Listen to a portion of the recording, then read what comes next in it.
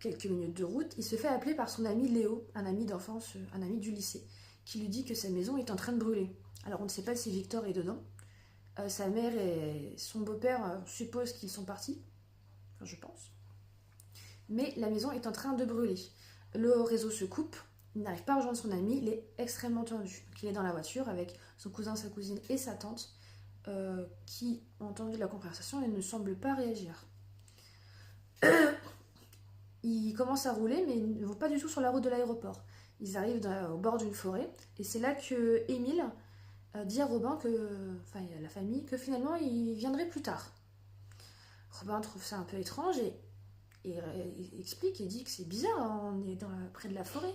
Il n'y a pas d'aéroport dans ce coin-là, ni d'aérodrome.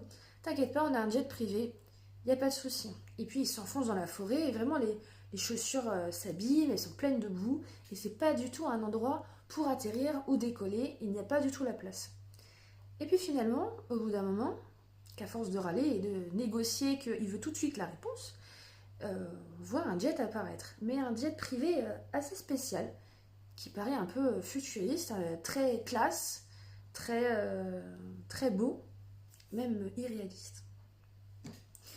Il monte dans l'avion et il y a deux stewards qui semblent un peu froids, passifs, sans réaction, presque robotiques.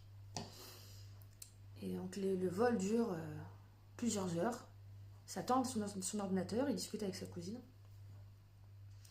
Et il voit d'un coup apparaître un vaisseau énorme, tout droit sorti de Star Trek. Incroyable. Le vaisseau s'ouvre, le jet rentre à l'intérieur. Et donc là, ils sortent du vaisseau. Et là, ils se retrouvent plongés dans un monde, dans un vaisseau, avec des personnes. Je vais vous décrire ce qui est dit sur le livre pour que vous compreniez mieux. La magie des temps antiques et de la cybertechnologie se confondent. Donc, l'archipel, donc le lieu, est une enclave spatio-temporelle où les humains, les extraterrestres, les satyres, les sirènes, les dinosaures et les lycanthropes cohabitent en parfaite harmonie. Donc un monde parfait où tout le monde est en symbiose, tout le monde vit ensemble.